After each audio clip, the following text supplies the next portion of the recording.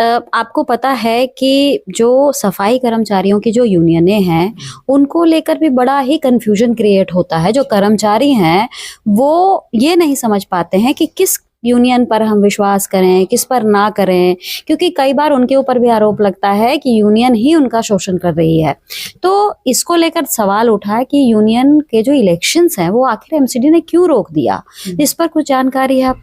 नहीं मैम, आप सही कह रहे हैं और मेरे को भी ये मतलब बहुत मेरे लिए भी विचारणीय विषय है कि मैं यहाँ पर इतनी यूनियन होने के बावजूद भी हमारा कर्मचारी सफ़र करता है।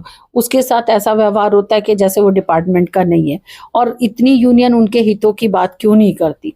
तो कहीं ना कहीं ये सवाल उठाए जाते हैं, और मेरा मानना है कि एक यूनियन होनी चाहिए एमसीडी में। उनका इलेक्शन भी टाइम टू टाइम होना चाहिए, जो काफ़ी समय से नहीं हुआ है। इसलिए कर्मचारी कंफ्यूज रहता है, वो इधर उधर प्रयास करता है और उसी में वो ठगा जाता है।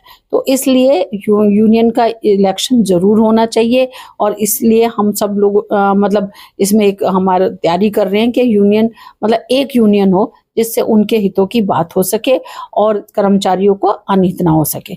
मेरा ये मानना है कि जब एमसीडी में कर्मचारी आता है, तो वो ये सोच के आता है कि उसके हितों की बात करने वाली वहाँ को एक मतलब कमेटी हो, व्यवस्था हो, तो और सारे नेता उसकी बात के सुने।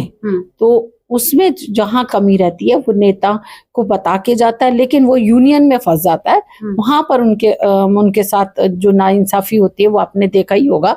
कई बार कर्मचारी बहुत परेशान होता है, कई बार उनसे बहुत सारी चीजें ऐसी हो जाती हैं कि उन्हें अपने परिवार को भी साइड पे रख के करनी पड़ती है। तो वो सब चीजें देखते हुए यूनियन का इलेक्शन होना बहुत जरूरी है, और हम इसके लिए अप्रोच भी कर रहे हैं सभी लोगों से कि एक बार यूनियन बन जाए, तब उनके कर्मचारियों को हितों को सही तरह से रखने वाली उनकी बात रखी जाए।